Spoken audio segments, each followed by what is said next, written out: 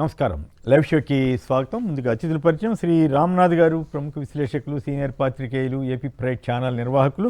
శ్రీ నాగార్జున యాదవ్ గారు, వైఎస్ఆర్ కాంగ్రెస్ పార్టీ అధికార ప్రతినిధి, గతంలో కార్పొరేషన్ చైర్మన్గా కూడా పనిచేశారు. రైట్, అవి ఆసక్తికరమైన వీడియోలు. ఇక తెలంగాణ వార్తలు చూద్దాం. కాళేశ్వరాన్ని వదిలేయం, వాడుకలోకి తెస్తాం, రాష్ట్రంలో పెండింగ్ ప్రాజెక్టులన్నీ పూర్తి చేస్తాం. ముఖ్యమంత్రి రేవంత్ రెడ్డి. లొంగిపోయిన దేవ్జీ రాజిరెడ్డితో సహా 16 మందితో కలిసి ఆయుధాలు వీడిన మావోస్ అగ్రనేత. భూపటాలు విశిష్ట సంఖ్యలు. తెలంగాణలో కొత్త పుంతలు తొక్కనున్న రాష్ట్ర రెవెన్యూ వ్యవస్థ అంటూ కథనాన్నిచ్చారు. ఉన్నది మెరిట్ కోటానే, పనిచేసే వారికే కాంగ్రెస్లో తగిన ప్రాధాన్యం ఇస్తామన్న ముఖ్యమంత్రి రేవంత్ రెడ్డి. ఉద్రిక్తంగా చలో కామారెడ్డి. బీజేపీ ముఖ్య నేతల ఇళ్ల వద్ద పోలీసుల మొహరింపు. రాష్ట్ర అధ్యక్షుడు రామచంద్రరావు అరెస్ట్. బొల్లారం పిఎస్కు తరలింపు. పలువురు ఎమ్మెల్యేలు, ఎమ్మెల్సీల హౌస్ అరెస్ట్.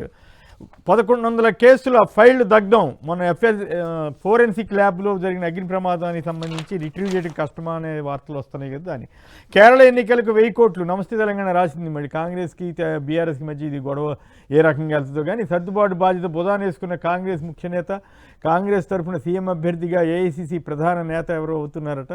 ముఖ్య నేతకు రెండో గురువుగా పార్టీలో మార్గదర్శిగా పేరుందంట. ఏదో తమాషాగా ఉంది. మరి దీని మీద రేవంత్ గారి ప్రభుత్వం ఎట్లా రియాక్ట్ అవుతుందో చూద్దాం. ఇక ఏపీ వార్తల్లోకి వస్తే, లడ్డూపై బాబు సర్కార్ ఏకసభ్య కమిటీ నేడు సుప్రీంకోర్టులో విచారణ. ఏడాదిన్నరలో ప్రతి ఇంటికి high speed internet. Amended Bharat net project కింద 2432 కోట్ల ఖర్చు. కేంద్ర ప్రభుత్వంతో ఎంఓయూపై సంతకాలు. ముఖ్యమంత్రి చంద్రబాబు వెల్లడి. పాల్గొన్న కేంద్ర మంత్రులు జ్యోతిరాదిత్య సింధియా, పెమ్మసాని చంద్రశేఖర్. ప్రతి ఇంటికి హైస్పీడ్ ఇంటర్నెట్ అంట. ఇక ఆంధ్రజ్యోతి వాళ్ళు ఇక అజయ్ కల్లం మీద పడ్డట్టున్నారు. అన్నిట్లో ఆయన వాళ్ళు రాయటం, ఏదో ఒకటి రాయటం, ఏదో ఒకటి బురదేయటం, కథ నడపటం. పోలవరం 41.15 మీటర్లే. నీటి నిల్వ ఎత్తుపై 25-26 వార్షిక నివేదికలో కేంద్ర జలశక్తి శాఖ పునరుద్ఘాటన. ఇది అత్యంత ప్రమాదకరం. ఇటువంటి వార్తలు మాత్రం వాళ్ళు రాయటం మానేశారు, ఎల్లో మీడియా. ఇక చంద్రబాబు గారి ప్రసంగాలు. రాజమహేంద్రవరంలో, దాని మీద మళ్ళీ వద్దాం. రాజమహేంద్రవరంలో కిడ్నీల సమస్య కల్లోలం. ఒకే ప్రాంతంలో 14 మంది బాధితులు, 2 మృతి. కల్తీ పాలే కారణమని రాశారు. ఎల్లో మీడియా ఎంత జాగ్రత్తగా రాసిందంటే, ముందు కిడ్నీ సమస్యలను రాసి కింద కల్తీ పాలే కారణమని అనుమానం రాశారు. సాక్షులను 2 బలిగొన్న పాలకోట విషం అని రాశారు. సో అంటే ఇది ఏ కంపెనీకి సంబంధించింది కాకపోయినా ఇంత జాగ్రత్తగా రాసే తీరు ఆసక్తికరంగా ఉందన్నమాట. నిజానికి ఆంధ్రప్రదేశ్లో కానీ ఎక్కడైనా సరే కల్తీ పాలు అనేది చాలా ప్రమాదకరం, ప్రత్యేకించి ఈ పరిస్థితి. రామ్నాథ్ గారు మీరేమంటారు? సంక్షిప్తంగా ఈ ఘటన మీద మీరు ఎట్లా స్పందిస్తారు? ఇప్పుడు దేశవ్యాప్తంగా కూడా తయారవుతున్న, అంటే ఒరిజినల్ గా తయారవుతున్న పాలకి వినియోగంలో ఉన్న పాలకి కూడా ఎక్కడ సంబంధం లేదు. భారీ ఎత్తున కల్తీ ఉన్నాయన్నది నివేదికలు కూడా చెప్తున్నాయి. ఎక్కువగా యూరియా వాడడం, డిటర్జెంట్ వాడడం, ఇలాంటి వాటితో చేస్తూ ఉన్నారు. అయితే దీన్ని అంతా కంట్రోల్ చేయాల్సిన అవసరం అయితే ఉంది. రాజమండ్రిలో 2 చనిపోవడం, అది కూడా ఈనాడు పత్రికలో కిడ్నీ సమస్యలు అని రాశారు. హఠాత్తుగా ఎందుకు వస్తాయి కిడ్నీ సమస్యలు అంటే? పాలని ఏదో కల్తీ పాలు తాగడం వల్ల ఇవన్నీ వచ్చాయని చెప్పారు. కానీ ఈనాడు పత్రిక అయితే ఆ వార్తను బాగానే కవర్ చేయడానికి ట్రై చేసింది.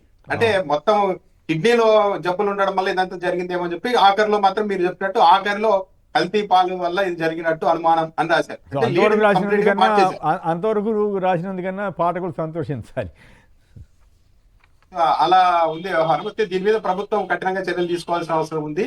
మరి ఎలాంటి పాలు కలిసాయి, ఎవరు అవన్నీ అన్నది కూడా తేల్చాల్సిన అవసరం అయితే ఉంది. ఇది ఇక్కడే కాదు, మొత్తము స్టేట్ లో దేశవ్యాప్తంగా కూడా ఇష్యూ అన్నది సమస్య. ఇది కరెక్ట్. దీని మీద అయితే కఠినంగా ప్రభుత్వాలు వ్యవహరించాల్సిన అవసరం అయితే ఉంది. కొమ్మినేని రైట్. వాసుదేవరెడ్డి అరెస్ట్. మద్యం అక్రమ కేసులో A2గా ఉన్న అధికారి 27 వరకు రిమాండ్కు విధించిన ఏసీబీ కోర్టు. విచిత్రమైన పని అయిపోయిందా, ఇది మరో కుట్ర. వాసుదేవరెడ్డి అరెస్టుపై బొత్స సత్యనారాయణ వ్యాఖ్య. ఇన్నాళ్లు వాసుదేవరెడ్డిని పావులా వాడుకున్న చంద్రబాబు ప్రభుత్వం, అధికారులు, వైసీపీ నాయకుల అరెస్టులతో కక్ష సాధించారు. చంద్రబాబు మద్యం కేసు మూసివేతకు సహకరించిన వాసుదేవరెడ్డి ఇప్పుడు అకస్మాత్తుగా అరెస్టు చేయడం సందేహాస్పదం అంటూ బొత్స సత్యనారాయణ గారు వ్యాఖ్యానించారు. నాగార్జున గారు చెప్పండి, పని అయిపోయిందా, ఇది మరో కుట్ర అని బొత్స గారు అంటున్నారు. మీ విశ్లేషణ ఏమిటి దాని మీద?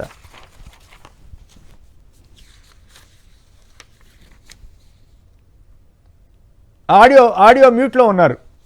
సాక్షి టీవీ ప్రేక్షకులకి, ప్యానెల్లో ఉన్నటువంటి పెద్దలకి ముందుగా నా నమస్కారాలండి. ఆంధ్రప్రదేశ్ రాష్ట్రంలో కొన్ని విచిత్రమైనటువంటి వ్యవహారాలు కనపడుతున్నాయి. ఎందుకంటే ఏమీ లేని ఒక మద్యం స్కామ్ లో ఏదో ఉందని ఒక భ్రమింపు చేయడానికి ప్రభుత్వ అధికారులైనటువంటి ఇద్దరు వ్యక్తుల్ని, అంటే ఇప్పుడు అరెస్ట్ చేసినటువంటి వాసుదేవ్ రెడ్డి గాని మరొకటి వ్యక్తిని, ఇద్దరు వ్యక్తుల్ని కేవలం వారిని అరెస్ట్ చేసి వారిని బెదిరించి వారిని ప్రలోభపెట్టి వారిని ఇబ్బందులకు గురి చేసి తద్వారా వారిచ్చినటువంటి స్టేట్మెంట్ ద్వారా వాళ్ళు ఇచ్చినటువంటి స్టేట్మెంట్స్ ద్వారా ఒక కేసు రిజిస్టర్ చేసి కేవలం ఎటువంటి ఆధారాలు లేకుండా, ఎటువంటి ఆలోచన లేకుండా, ఎటువంటి సాక్ష్యాధారాలు లేకుండా వారు ఇచ్చినటువంటి స్టేట్మెంట్ల మీదే ఇప్పుడు దాకా మద్యం కేసు అంతా రక్తి కట్టించి కొంతమందిని అరెస్ట్ చేశారు. ఈ అరెస్ట్ చేసేటువంటి క్రమంలో ఇప్పుడు ఎవరినైతే అరెస్ట్ చేశారో ఈ వాసుదేవ్ రెడ్డి గారు హైకోర్టులో 2 సార్లు పిటిషన్ వేశారు. ఏమని పిటిషన్ వేశారు? 2 సార్లు పిటిషన్ ఏమని వేశారంటే, సిట్ అనేది నా పైన అబ్యూస్ చేస్తుంది, నన్ను బెదిరిస్తుంది, నన్ను ప్రలోభ పెడుతుంది, అనవసరమైనటువంటి పత్రాల మీద సంతకాలు పెట్టమని చెప్తుంది, నా మీద కేసులు పెట్టింది, ఈ ప్రభుత్వం నన్ను నా గవర్నమెంట్ సర్వీసెస్కు వెళ్లకుండా నన్ను ఇబ్బందులకు గురి చేస్తుంది అని చెప్పి ఇతనే హైకోర్టుకు వెళ్ళినటువంటి సందర్భాలు చూసాం. తీరా ఇతన్ని బెదిరించి తద్వారా తమకు కావాల్సినటువంటి స్టేట్మెంట్ల పైన వారికి వారే తయారు చేసుకున్నటువంటి స్టేట్మెంట్ల మీద సంతకాలు తీసుకొని అతన్ని అప్రూవర్ని చేసేటువంటి ఉద్దేశంతో ఇతన్ని అరెస్ట్ చేయకుండా మిగతా వారందరినీ అరెస్ట్ చేసిన తర్వాత ఇక తప్పనిసరి పరిస్థితుల్లో, అంటే అతనితో పని అయిపోయింది కాబట్టి, తనను ఆల్రెడీ తన ద్వారా చేయాల్సినటువంటి కార్యక్రమం చేశారు కాబట్టి ఇప్పుడు వీరిని అరెస్ట్ చేశారు. దీన్ని ముమ్మాటికి కూడా ఈ అరెస్టు రేపొద్దున మళ్ళీ ఒక పథకం ప్రకారం అరెస్ట్ చేశారు. ఎందుకంటే నాకు తెలిసినంత వరకు వారు బెయిల్ అప్లికేషన్ మూవ్ చేస్తే ఆ బెయిల్ అప్లికేషన్ లో కూడా ప్రభుత్వం తరపునటువంటి పబ్లిక్ ప్రాసిక్యూటర్ ఏమి వాదించరు, అతను బెయిల్ ద్వారా బయటికి వెళ్ళిపోతాడు. ఎందుకంటే ఈ వాసుదేవ్ రెడ్డిని ఆల్రెడీ సెంట్రల్ సర్వీస్ కి పంపించడానికి రాష్ట్ర ప్రభుత్వం ఒప్పేసుకున్నటువంటి విషయం. ఆయన సెంట్రల్ సర్వీస్కి వెళ్ళిపోయాడు, ఈ రాష్ట్ర సర్వీస్కి వెళ్ళట్లేదు. కాబట్టి ఏదో ఒక పెద్ద గూడు పుటాన్ని చేయడానికే, ఎందుకంటే ఇప్పుడు హెరిటేజ్ కి ఇందాపూర్ కి లింకులు ఎలా కనపడినాయో, ఇప్పుడు హెరిటేజ్ కి విఎస్ఆర్ వెంచర్ కి లింక్ ఎలా పొందినాయో, వీటన్నిటిని పక్కదారి పట్టించడానికి అనవసరంగా అపరాధమైనటువంటి అంశమైనటువంటి దీంట్లో ఇతను అరెస్ట్ జరిగింది. దీన్ని పక్కదారి పట్టించడానికి, ఇష్యూను డైవర్ట్ చేయడానికి, దీన్ని 100% వైఎస్ఆర్ కాంగ్రెస్ పార్టీ ఎదుర్కొంటుంది. ఖచ్చితంగా చంద్రబాబు నాయుడు గారు లేకపోతే సిట్టు చేస్తున్నటువంటి దుర్మార్గాల్ని, దురహంకారాన్ని వివిధ కోర్టుల రూపంలో కానీ లేకపోతే ప్రజాస్వామ్య క్షేత్రంలోనే ఖచ్చితంగా వైఎస్ఆర్ కాంగ్రెస్ పార్టీ ఎదుర్కొంటుందనే విషయాన్ని మాత్రం మీకు తెలియజేస్తున్నా. రైట్. ఇదే కాకుండా చంద్రబాబు గారి మీద గత ప్రభుత్వం పెట్టిన కేసుని కూడా ఆ ఉపసంహరణలో వాసుదేవరెడ్డి గారు సహకారం తీసుకున్నారని అప్పట్లో వార్తలు వచ్చాయి కదా, వాళ్ళతో విత్డ్రా చేయించడం ఇట్లాంటివి కూడా జరిగినట్లు ఉన్నాయి కదా. రైట్. మన రామ్నాథ్ గారు మీరేమంటారు? కొమ్మినేని గారు, ఇప్పుడు వాసుదేవ్ రెడ్డి గారి అరెస్టు విషయాన్ని నిశ్చితంగా గమనిస్తే కొన్ని విషయాలు అయితే అర్థమవుతాయి. చంద్రబాబు నాయుడు గారి మీద గత ప్రభుత్వం పెట్టిన కేసులు వెనక్కు తీసుకోవడంలో ఈయన అభ్యంతరం లేదని లేఖ రాశారు కోర్టుకి. దాని ఆధారంగా ఆ కేసును పక్కన పెట్టే పరిస్థితికి వచ్చారు. దాంతో పాటు వాసుదేవ్ రెడ్డిని ఒక టైంలో అప్రూవర్ గా మార్చే ప్రక్రియ జరిగింది. కాకపోతే కోర్టు అడ్డుకట్ట వేసింది. వీళ్ళు వెళ్ళి అప్రూవర్ గా ఏంటి డీల్ ఏంటి? ఆ రోజు ముందు తొలుత అప్రూవర్ గా మారేందుకు అంగీకరిస్తే నువ్వు ముందస్తు బెయిల్ పిటిషన్ వేస్తే మేము దానికి సానుకూలంగానే ఉంటాం, వ్యతిరేకించమని ఒక ఒప్పందం చేసుకొని ఏసీబీ కోర్టులో వీళ్ళ చేత ముందస్తు బెయిల్ పిటిషన్లు వేయించారు. కానీ ఏసీబీ కోర్టు న్యాయమూర్తి ఈ విషయాన్ని గ్రహించి మీ మధ్య డీల్ కుదిరినట్టుంది, మీ మధ్య ఒప్పందం కుదిరి ఇక్కడ కోర్టుకు వచ్చారని డైరెక్ట్ గా న్యాయమూర్తి వ్యాఖ్యానించారు.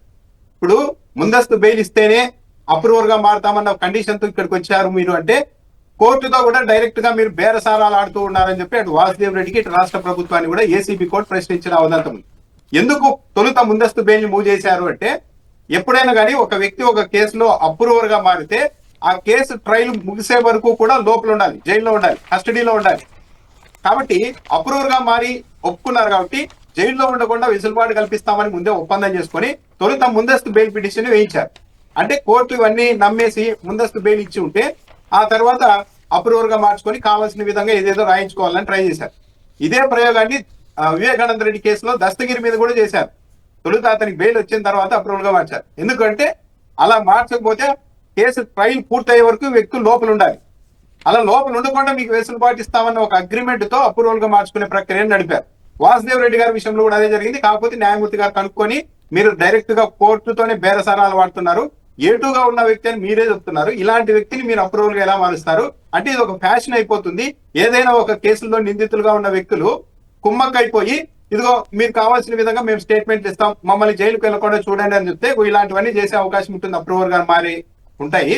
కాబట్టి మేము దీన్ని అంగీకరించమని కోర్టు చెప్పిన తర్వాత మొత్తం రివర్స్ అయింది. ఇప్పుడు ఎందుకు వాసుదేవ్ రెడ్డి గారిని అరెస్ట్ చేశారంటే ఇందాక అనుకున్నట్టు అవసరం తీరిపోయింది అనుకుంటున్నారా ఇంకా. కాబట్టి ఏటుగా ఉన్న వాసుదేవ్ రెడ్డిని కూడా లోపల వేసేస్తే బాగుంటుంది, మనకి ఎక్కడ చెడ్డ పేరు రాదు అని అనుకుంటున్నారు. ఎందుకంటే చంద్రబాబు నాయుడు గారి మీద గత ప్రభుత్వం హయాంలో నమోదైన కేసులు ఎత్తివేతలు వాసుదేవ్ రెడ్డి కూడా పూర్తిగా సహకరించి లెటర్ ఇచ్చారు, మాకు అభ్యంతరం లేదు ఈ కేసు ఎత్తేసుకున్నా అని. అలాంటి వ్యక్తిని ఈ రోజు అరెస్ట్ చేశారు అంటే చంద్రబాబు నాయుడు గారు ఏపీ అన్నది ఒక కేస్ స్టడీగా మారిపోయింది ఎవరైనా రాజకీయ పరిశోధకులకు. ఏంటంటే పరిపాలనను వదిలేసి ప్రజల్ని డైవర్ట్ చేయడం ఎలా, అవసరం లేని అంశాలను ముందుకు పెట్టడం ఎలా, ఒకే అంశాన్ని ఏళ్ల తరబడి లాగడం ఎలా, మొత్తం అటెన్షన్ మొత్తం దాని మీదే ఉండేలాగా చేయడం ఎలా అన్న దాని మీద ఏపీ రాజకీయాలు, చంద్రబాబు నాయుడు గారు చేస్తున్న రాజకీయాలు ఇప్పుడు ఒక బెస్ట్ కేస్ స్టడీగా మారిపోతున్నాయి.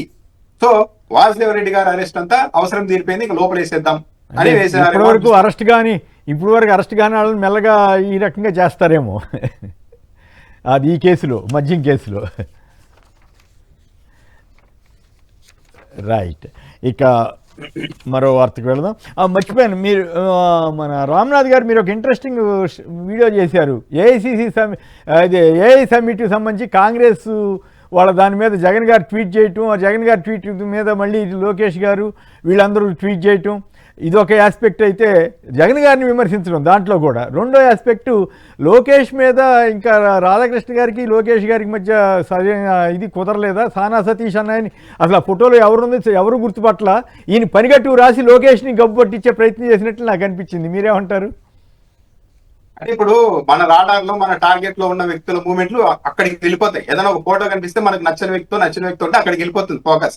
కాబట్టి రాధాకృష్ణ గారు ఎందుకో సానా సతీష్ గారి మీద ఉన్నారు, అందుకని ఆయన కనిపెట్టారు. లేకపోతే ఎవరు అబ్జర్వ్ చేయలేదు. నారా లోకేష్ గారి పక్కన సానా సతీష్ గారు ఉన్నారు. దీంతో పాటు ఇంకో విషయం ఏంటంటే, ఇప్పుడు రాష్ట్ర ప్రభుత్వం కానీ నారా లోకేష్ గారు కానీ సమాధానం చెప్పాల్సింది. ఏబిఎన్ రాధాకృష్ణ గారు అనుమానం ఏం లేదు, ఆయన తెలుగుదేశం పార్టీ శ్రేయోభిలాషి అన్నది అందరికీ తెలుసు.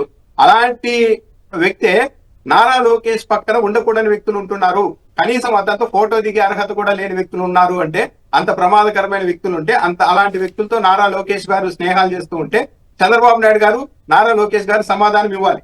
ఇప్పుడు మొన్న జగన్మోహన్ రెడ్డి గారు ఇలా విలాసాలకు వెళ్ళడం అవసరమా ప్రత్యేక విమానాలు అంటే, నా దుడ్డు నా ఇష్టం అన్నారు. మరి రాధాకృష్ణ గారికి చెప్పమనండి ఈ సమాధానం, చెప్పడం లేదు. అయితే ఇక్కడ కోర్టు కూడా ఉంది. చెప్పబోగా సానా సతీష్ అతన్ని తీసుకుని తిరుగుతావా అని చాలా డేంజర్ అనో లేకపోతే చాలా చెడ్డ వ్యవహారం అన్నట్టుగా అప్పుడు మీకు గుర్తుందా, రాజ్యసభ అప్పుడు కూడా ఇట్లాగే రాశారు ఆయనకి రాకూడదని. కానీ అయినా కూడా లోకేష్ గారు ఇచ్చారు. ఇప్పుడు కూడా మరి లోకేష్ గారిని అవమానించిన రాధాకృష్ణ గారి పట్ల మరి లోకేష్ గారు ఎట్లుంటారో చూడాలి. ఇప్పుడు ఏం లేదు కొమ్మినేని గారు, నారా లోకేష్ గారు కానీ చంద్రబాబు నాయుడు గారు కానీ తమకు అనుకూలమైన వ్యక్తులు ఎలాంటి విమర్శలు చేసినప్పుడు దాని మీద అసలు చర్చించారు. అసలు ఏంటంటే ఇదివరకు కూడా రాశారు, సానా సతీష్ చాలా ముదురు, మొత్తం జిల్లాలు మైనింగ్ ప్రతి శాఖను శాసిస్తున్నారు, ఆయనే వసూలు చేస్తున్నారని రాశారు. కానీ రాజ్యసభ ఇచ్చారు. ఇప్పుడు మళ్ళీ రాజ్యసభ రేసు మొదలైంది. దాంట్లో మొన్న ఒక పత్రికలో రాశారు, రాధాకృష్ణ గారు కూడా ఎక్స్పెక్ట్ చేస్తున్నారు, కాకపోతే సానా సతీష్ కి రెన్యువల్ చేస్తారు, ఆయన అడ్డుగా ఉన్నారని. కాబట్టి ఇలా దాడి చేస్తూ ఉన్నారేమో, అతన్ని తప్పించాలి, అసలు ఉండకూడని వ్యక్తి అని. నారా లోకేష్ గారు దీని మీద సమాధానం చెప్పాల్సిన అవసరం అయితే. దాంతో పాటు నిన్న చూస్తే కాంగ్రెస్ పార్టీని జగన్మోహన్ రెడ్డి గారిని పర్సనల్ గా అటాక్ చేయలేదు, కాంగ్రెస్ పార్టీని. ఒక సమ్మిట్ లో మీరు అలా చేయడం కరెక్ట్ కాదు అని అన్నారు. దానికి ఆ తర్వాత లోకేష్ గారు, చంద్రబాబు నాయుడు గారు స్పందించారు. జగన్మోహన్ రెడ్డి గారు ట్వీట్ చేసి ఉండకపోతే వీళ్ళిద్దరూ స్పందించేవారు కాదేమో.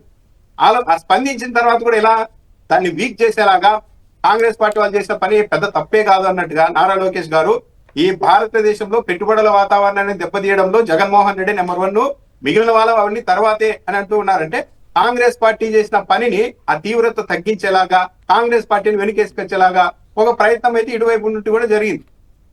తెలంగాణలో కాంగ్రెస్ పార్టీతో టీడీపీ వాళ్ళంతా ఎలా ఉంటున్నారు, రేవంత్ రెడ్డి గారితో ఎలా ఉంటున్నారు, రాహుల్ గాంధీ గారితో ఎలా ఉంటున్నారు, దేశం మొత్తం ఈవీఎంల స్కామ్ జరిగిందని మాట్లాడే రాహుల్ గాంధీ గారు ఏపీలో మాత్రం అస్సలు నోరే ఎందుకు ఎదపరు. ఇవన్నీ చూసినప్పుడు కాంగ్రెస్ పార్టీ తెలుగుదేశం పార్టీ మధ్య మంచి సంబంధాలు ఉన్నాయి అనేది అర్థమవుతుంది. తెలంగాణలో కూడా తెలుగుదేశం పార్టీ మీడియా మొత్తం ఏకపక్షంగా ఈ రోజు రేవంత్ రెడ్డి గారి కోసం పనిచేస్తారు. ఎవరి కోసం పనిచేస్తున్నారు? ఒకవైపు చంద్రబాబు నాయుడు గారు ఎన్డీఏలో ఉన్నప్పటికీ కూడా జూబ్లీ హిల్స్ ఎన్నికల్లో తెలుగుదేశం పార్టీ వాళ్ళు కాంగ్రెస్ కి మద్దతు ఇచ్చారు. తెలంగాణ అసెంబ్లీ ఎన్నికల్లో కూడా ఏకపక్షంగా తెలుగుదేశం పార్టీ వాళ్ళు కాంగ్రెస్ కి మద్దతు ఇస్తే రేణుకా చౌదరి గారు క్లెయిమ్ చేశారు కూడా, మొత్తం తెలంగాణలో తెలుగుదేశం పార్టీ వాళ్ళు అక్కడక్కడ మిగిలినారు, వాళ్ళందరూ కూడా మాకే సపోర్ట్ చేస్తూ ఉన్నారు. అంటే దీన్ని బట్టి అర్థమవుతున్నది ఏంటంటే వీళ్ళ మధ్య రిలేషన్స్ ఉన్నాయి. కాంగ్రెస్ పార్టీకి ఇబ్బంది వచ్చినా కూడా తట్టుకోలేని స్థాయిలో ఎన్డీఏలో భాగస్వామిగా ఉన్న తెలుగుదేశం పార్టీ నాయకులు ఉండడం అన్నదే ఒక రకం విచిత్రం. పైగా జగన్మోహన్ రెడ్డి గారు 2017లో అక్కడికి వెళ్ళి నిన్నలాగే అర్ధనగ్న ప్రదర్శనలో లేకుండా గొడవ చేయలేదు. అసలు ఆ సమ్మిట్ దగ్గరికి ఆయన వెళ్ళలేదు.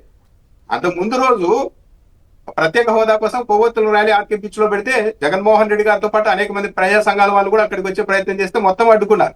దాన్ని జగన్మోహన్ రెడ్డి గారు ఏకంగా అక్కడికి వెళ్ళి సమ్మిట్ ని అడ్డుకున్నారు అన్నట్టుగా ఒక అసత్య ప్రచారాన్ని అయితే చేస్తూ ఉన్నారు. సేమ్ తెలుగుదేశం పార్టీ వాళ్ళు ఏం చేశారో వెంటనే కాంగ్రెస్ వాళ్ళు అందుకున్నారు. ఆ రోజు ఇలా చేసావు కదా జగన్మోహన్ రెడ్డి, నువ్వా మాకు నీతులు చెప్పేది అంటే ఎవరితో కలిసి పనిచేస్తూ ఉన్నారనేది ఇక్కడ చాలా క్లియర్ గా అర్థమైపోతుంది కొమ్మినేని గారు. రైట్. సీనియర్ దళిత ఐపీఎస్ అధికారి సస్పెన్షన్ రిటైర్మెంట్ వరకు పొడిగిస్తారట, లేదంటే ఆ కేసు ఏదో సెటిల్ అవ్వాలంట. మన నాగార్జున గారు చెప్పండి, సునీల్ కుమార్ గారి మీద ఇంత కక్ష కట్టడం ఏంటి? రిటైర్మెంట్ తర్వాత కూడా ఈ బెనిఫిట్స్ ఏం రాకుండా చేయటమా, లేకపోతే రిటైర్మెంట్ రోజన్నా వదులుతారా? ఒకటండి, ఆంధ్రప్రదేశ్ రాష్ట్రంలో చంద్రబాబు నాయుడు గారు ముఖ్యంగా దళిత ఐఏఎస్ ఐపీఎస్ అధికారుల్ని, దాంతోపాటు బీసీ ఐఏఎస్ ఐపీఎస్ అధికారుల పైన ఎన్నో రకాలైనటువంటి వివక్ష చూపించారు. ఈరోజు మీ అందరికీ ఒకసారి గుర్తు చేస్తున్నానండి. అప్పుడు జగన్మోహన్ రెడ్డి గారు ముఖ్యమంత్రిగా ఉండగా, అంటే 2019-24 మధ్య కాలంలో జగన్మోహన్ రెడ్డి గారు కేవలం ఏవైతే పరికరాలు కొనుగోలు ఇజ్రాయెల్ నుంచి కొంటున్నటువంటి ఫోన్ ట్యాపింగ్ పరికరాల విషయంలో అవినీతి కార్యక్రమాలు చేసినటువంటి ఏబి వెంకటేశ్వరరావు గారు అనేటువంటి ఒక్క వ్యక్తిని సస్పెన్షన్ చేస్తే, దాన్ని కూడా క్యాట్ సమర్థిస్తే, ఏబి వెంకటేశ్వరరావు గారిని పైన యాక్షన్ తీసుకోవడం అనేది చాలా ఘోరం, అన్యాయం. ఐఏఎస్ అధికారులు, ఐపీఎస్ అధికారుల పైన, ఆల్ ఇండియా సర్వీస్ అధికారుల పైన జగన్మోహన్ రెడ్డి గారు చేస్తున్నటువంటి వైఖరికి ఇది నిదర్శనం అని చెప్పి ఎల్లో మీడియా, దానికి సంబంధించినటువంటి 100 మగదులు అందరూ నానా రచ్చ చేశారు. ఈ రోజు నేను అడుగుతున్నానండి, ఎంతో మంది దళిత ఐఏఎస్ అధికారులని, ఐపీఎస్ అధికారులని ఈ రోజు వీఆర్ పెట్టారు, ఎవరు పెట్టారు అనేది మిమ్మల్ని అడుగుతున్నా. ఈ రోజు కేవలం వైఎస్ఆర్ కాంగ్రెస్ పార్టీ హయాంలో కీలక పాత్ర పోషించారనేటువంటి ఏకైక వ్యవహారంతో ఈ రోజు నేను అడుగుతున్నానండి, చాలా మంది జగన్మోహన్ రెడ్డి గారిని సైకో, సాడిస్ట్ అనేటువంటి వార్తలు రాస్తున్నారు. ఈ రోజు నేను అడుగుతున్నాను సార్, ఎవరు సాడిస్ట్ ముఖ్యమంత్రి, ఎవరు సైకో ముఖ్యమంత్రి అనేది నేను ఈ రోజు రాష్ట్ర ప్రజలందరిని అడుగుతున్నా. ఈ రోజు చంద్రబాబు నాయుడు గారిని అరెస్టు చేసినటువంటి ఈ ప్రొసీజర్ లో పాలు పంచుకున్నటువంటి ఏ వ్యక్తికైనా, కానిస్టేబుల్ నుంచి ఐపీఎస్ అధికారి దాకా ఎవరైనా ఈ రోజు పోస్టింగ్ లో ఉన్నారా? అందరూ సస్పెన్షన్ లో ఉన్నారు కదా. ఈ రోజు సైకో ముఖ్యమంత్రి అని మేము ఎవరిని పిలవాలి? రామోజీరావు గారిని అరెస్టు చేసినటువంటి ఏ అధికారి అయినా ఈ రోజు పోస్టింగ్ లో ఉన్నారా? అందరూ సస్పెన్షన్ లో ఉన్నారా? ఇప్పుడు ఎవరిని మేము సైకో, సాడిస్ట్ అని పిలవాలి? ఈ రోజు నేను స్పష్టంగా అడుగుతున్నాను సార్. ఈ రోజు కేవలం రఘురామ కృష్ణరాజు ఆయన్ని సాటిస్ఫై చేయడం కోసం ఉద్దేశపూర్వకంగా ఏమాత్రం కూడా ఆయన అరెస్టులో ఎటువంటి ప్రమేయం లేనటువంటి వ్యక్తి అయినటువంటి ఈ దళిత అధికారి పైన, ఐపీఎస్ అధికారి పైన ఈ రోజు మీరు ఎందుకు చర్యలు తీసుకుంటున్నారు అనేది మేము స్పష్టంగా అడుగుతున్నటువంటి వైఖరి. ఈయనతోనే కాదు, పిఎస్ఆర్ ఆంజనేయులు గారి గురించి మీ అందరికీ తెలిసిందే. ఈయన భారతదేశంలోనే one of the finest officer, ఎటువంటి అవినీతి ఆరోపణలు ఎదుర్కొన్నటువంటి వ్యక్తి. అతన్ని ఈ రోజు జైల్లో పెట్టి అతనికి ఇబ్బందులు గురి చేసి అతన్ని అరెస్టు చేసినట్టు వైనాన్ని ఏ రోజన్నా గుర్తించారా? మరొకరు సిఐడి చీఫ్ గా చేసినటువంటి సంజయ్ గారిని, ఆయన ఒక దళిత ఐపీఎస్ అధికారి, అతన్ని అరెస్ట్ చేసి అతన్ని ఇబ్బందులకు గురి చేసి అతన్ని జైలుకు పంపించినట్టు వైనాన్ని మీరు ఏమన్నా చూసారా? మరొకరు దళిత అధికారి జైపాల్ గారు, అతన్ని కూడా అడిషనల్ ఎస్పీ హోదాలో ఉన్నటువంటి వ్యక్తిని అతన్ని అరెస్ట్ చేసి జైలుకు పంపించినట్టు వైనాన్ని మీరందరూ చూశారు. ఒకటేమిటండి, బీసీ సామాజిక వర్గానికి, గౌడ సామాజిక వర్గానికి సంబంధించినటువంటి కాంతిరాణ టాటా, ఇతన్ని కూడా అరెస్టు చేయాలనేటువంటి అన్ని రకాలు చేస్తే వారు హైకోర్టుకు వెళ్ళి బెయిల్ తీసుకొచ్చారు. అతనికి ఈ రోజు దాకా పోస్టింగ్ లేదు. మరొకరు దళిత ఐఏఎస్ అధికారి అనుకుంటా విశాల్ గున్ని, అతన్ని కూడా ఈ రోజు పోస్టింగ్ ఇవ్వాలని సుమారుగా 10 మందికి పైగా కేవలం డైరెక్ట్ గా ఐపీఎస్ అధికారులు ఉన్నటువంటి వ్యక్తులందరినీ మీరు సస్పెన్షన్ చేసి ఎవరు సాడిస్ట్ ప్రవర్తనకు నాందని పిలవాలి? ఎవరిని సైకో పరిపాలన అనాలి? ఎవరిని ఇబ్బందులకు గురి చేస్తున్నారని అడుగుతున్నా. ఈ రోజు కూడా మీకు చాలా స్పష్టంగా చెప్తున్నా, ఈ రోజు ఉన్నటువంటి ప్రతి ఒక్కరికి చెప్తున్నా, ఈ రోజు ఎవరైతే తెలుగుదేశం పార్టీ హయాంలో ఇలాంటి మారణ హోమానికి, ఇలాంటి దారుణ కాండకు బాధితులుగా నిలుస్తున్నారో ఈ ఐపీఎస్ అధికారులందరూ కూడా వీరందరూ వచ్చే గవర్నమెంట్ లో ఖచ్చితంగా కీలక పాత్ర పోషిస్తారు. ఎవరైతే ఇబ్బందులు ఎదుర్కొంటున్నారో వారందరినీ తిరిగి వారి సామర్థ్యాలకు తగ్గట్టు ఐజీలు గానో డీజీలు గానో డీజీపీలుగా గానీ వీరే ఉంటారనే విషయాన్ని నేను మనవి చేస్తున్నా. Right. కేవలం డీజీపీ అయ్యేటువంటి అన్ని అర్హతలు ఉన్నటువంటి ఈ దళిత ఐఏఎస్ అధికారిని ఈ IPS. రోజు ఐపీఎస్ అధికారిని కేవలం అతను డీజీపీ పదవికి పోటీ వస్తాడనే ఉద్దేశంతోనే ఈ సస్పెన్షన్ నాటకాలు జరుగుతున్నాయి. కాబట్టి చంద్రబాబు నాయుడు గారు, నారా లోకేష్ గారు, మీరు చేస్తున్నటువంటి ఈ దుర్మార్గపూరితమైనటువంటి వైఖరిని Right. ప్రజలందరూ గమనించవలసిందిగా కోరుతున్నాం. రైట్. సత్యనారాయణ గారు అమలాపురం నుంచి. సత్యనారాయణ గారు నమస్కారం, సంక్షిప్తంగా మాట్లాడండి.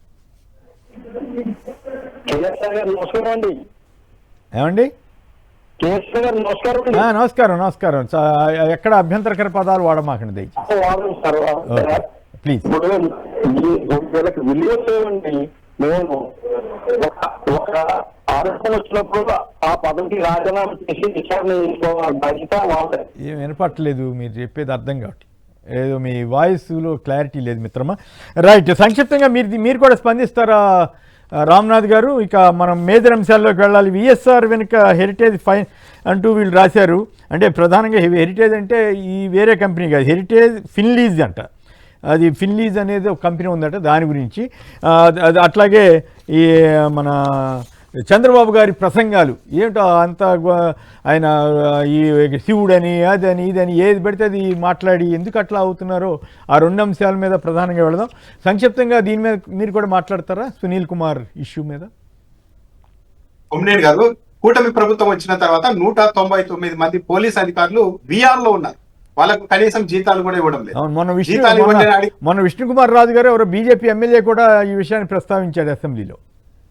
మొత్తం ఏది డీజీ స్థాయి నుంచి సిఐల వరకు 199 మంది విఆర్ లో ఉంటే వాళ్ళకి జీతాలు ఇవ్వడం లేదు. కనీసం జీతాలు ఇవ్వండి అని చెప్పి కనీసం పోలీసుల సంఘం కూడా మాట్లాడే పరిస్థితుల్లో ఈ రాష్ట్రం లేదు. పివి సునీల్ కుమార్ గారిని ప్రధానంగా ఇప్పటి నుండి వీళ్ళు ఎక్కువ టార్గెట్ చేయడం మొదలు పెట్టారంటే ఆయన ఆ మధ్య ఒక స్టేట్మెంట్ ఇచ్చారు.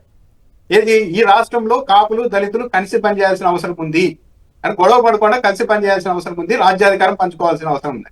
ఆ రోజు వెంటనే మరుసటి రోజు తెలుగుదేశం పార్టీకి అనుకూలమైన ఉండే 2 పత్రికల్లో కూడా ప్రధానంగా ఒక పెద్ద కథనం రాశారు.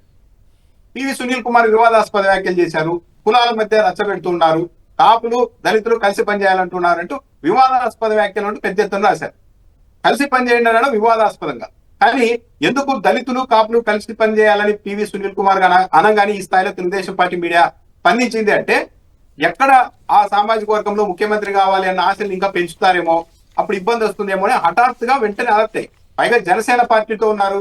మొన్న ఆ సామాజిక వర్గం కూడా కూటమి ప్రభుత్వానికి గట్టి మద్దతు ఇచ్చింది. అలాంటప్పుడు ఆ సామాజిక వర్గం ముఖ్యమంత్రి పదవి పంచుకోవాలి అని సునీల్ కుమార్ చెప్పినప్పుడు కనీసం మౌనంగా కూడా ఉండకుండా తెలుగుదేశం పార్టీ మీడియా అటాక్ చేసింది.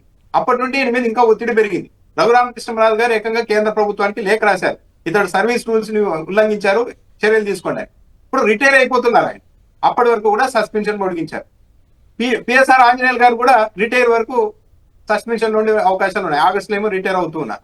కానీ గతంలో గమనించండి, ఏపీ వెంకటేశ్వరరావు మీద ఆయన మీద ఆరోపణల వల్ల సస్పెన్షన్ లో ఉన్నప్పటికీ కూడా రిటైర్ అయ్యే రోజు సర్వీస్ లోని తీసుకొని యూనిఫామ్ లో రిటైర్ అయ్యేందుకు గౌరవించింది గత ప్రభుత్వం. ఇప్పుడు కూడా వీళ్ళిద్దరి విషయంలో అదే పని చేయాల్సిన అవసరం ఉంది. ఇలా కాకుండా చేస్తే పైగా ఇప్పుడు ప్రమాదకరమైన పరిస్థితి ఏంటంటే అటు పోలీసు ఉన్నతాధికారులు కావచ్చు, వైసీపీలో కావచ్చు ఒక చర్చ నడుస్తుంది కొమ్మినేని గారు. అదేంటంటే చంద్రబాబు నాయుడు గారు ఒకే దెబ్బకు 2 పిట్టలు కొట్టాలన్న ఉద్దేశంతో ప్రతిసారి కూడా తాను అధికారంలోనికి రాగానే ఎవరైతే వైసీపీ హయాంలో కీలక పదవుల్లో ఉంటారో అధికారులు వాళ్ళని కొంతమందిని అరెస్ట్ చేయించి ఇదిగో జగన్మోహన్ రెడ్డితో మీరు అంటగాగితే ఇలా జైలుకి వెళ్తారు అని ఒక ప్రచారం చేయడం ద్వారా ఎవరైతే తమకు అనుకూలంగా పనిచేయని అధికారులు ఉంటారో వాళ్ళని బెదరగొట్టి భయపెట్టడంతో పాటు వైసీపీని కూడా రాజకీయంగా దెబ్బతీసేందుకు ఈ వ్యూహాలు పన్నుతూ ఉన్నారు. నెక్స్ట్ వైఎస్ఆర్ కాంగ్రెస్ పార్టీ అధికారంలోకి వచ్చిన తర్వాత ఎవరెవరైతే ఈ రోజు చంద్రబాబు నాయుడు గారికి అనుకూలంగా పనిచేస్తే మనకి ఏమీ కాదన్న ధైర్యంతో విచ్చలవిడిగా వ్యవహరిస్తూ ఉన్నారో, వైసీపీ అధికారంలోకి వచ్చినా సరే వాళ్ళు సాఫ్ట్ గా ఉంటారు, ఇలా కక్షలు కట్టరు, జైలుకు పంపరు అనే ఉద్దేశం అయితే ఏ పోలీస్ అధికారులతో ఉండి ఆ పని చేస్తున్నారు ఇంత తీవ్రంగా. అలాంటి వాళ్ళందరికీ హెచ్చరిక పంపాలి అంటే వీళ్ళు మొదలు పెట్టిన ప్రాక్టీస్ రేపొద్దున వైసీపీ వాళ్ళు కూడా అమలు చేయాలన్న ఒత్తిడి జగన్మోహన్ రెడ్డి మీద పెరుగుతోంది. అదే జరిగితే పరిస్థితి ఏంటి? ఇది ఒక చాలా ప్రమాదకరమైన సాంప్రదాయంగా మారే అవకాశం ఉంటుంది. కాబట్టి ఇప్పటికైనా సరే పోలీస్ అధికారులు చంద్రబాబు నాయుడు గారి పక్షాన్ని ఉంటే ఏమీ కాదని చెప్పి చాలా విచ్చలవిడిగా వ్యవహరిస్తున్నారని అర్థమవుతుంది. 2000 మంది వెళ్ళి అంబటి రాంబాబు గారి ఇంటి మీద పడితే కనీసం గంటల తరబడి పోలీసులు ఎస్పీ కావచ్చు, డీజీపీ గారు కావచ్చు స్పందించలేదంటే ఏంటి ఉద్దేశం? అంటే చంద్రబాబు నాయుడు గారు ఏం చేసినా మనం సమర్థించాలి అనే లెవెల్కి వెళ్ళిన తర్వాత రేపు రోజున ప్రభుత్వాలు మారితే పరిస్థితి ఏంటి? అంటే ఎవరెవరు ఏదో ప్రభుత్వంలో కీలక పదవుల్లో ఉంటారు. ప్రభుత్వాలు మారిన ప్రతిసారి అలాంటి కీలక అధికారులు, అందులో సిన్సియర్ పోలీస్ అధికారులు అంతా దెబ్బతినే పరిస్థితి వస్తే ఇక సిస్టమ్ ఎక్కడ నిలబడుతుంది? కాబట్టి ఇప్పటికైనా కూడా రాష్ట్ర ప్రభుత్వం ఇలాంటి వ్యవహారాలు మానుకోవాలి. వాళ్ళ కుటుంబాలు ఉంటాయి, కనీసం జీతాలు ఇవ్వడం లేదు. ఇప్పటికి 2 ఏళ్ళు అయింది, ఎంతకాలం అలా పెడతారు? కాబట్టి ఇప్పటికైనా కాస్త మానవత్వంతో రాష్ట్ర ప్రభుత్వం ఆలోచించాల్సిన అవసరం అయితే ఉంది. కుమ్మనేని గారు రైట్. నాగార్జున గారు మాట్లాడండి, ఏంటంటారు? సార్ ఏం లేదు సార్, ఒక చిన్న విషయాన్ని మీకు పంచుకుందామని చెప్తున్నాను సార్. ఆంధ్రప్రదేశ్ రాష్ట్రంలో ఇప్పటికే ఒక 16 మంది ఐపీఎస్ అధికారులకు పోస్టింగ్ ఇవ్వలేదు, వాళ్ళు సస్పెన్షన్ లో ఉంచారు. 16 మంది ఐపీఎస్ అధికారిని, 10 మంది ఐఏఎస్లకి పోస్టింగ్ ఇవ్వలేదు. మరి ఈ మధ్య కాలంలో ఏమన్నా ఇస్తే ఇచ్చారు ఏమో తెలియదు.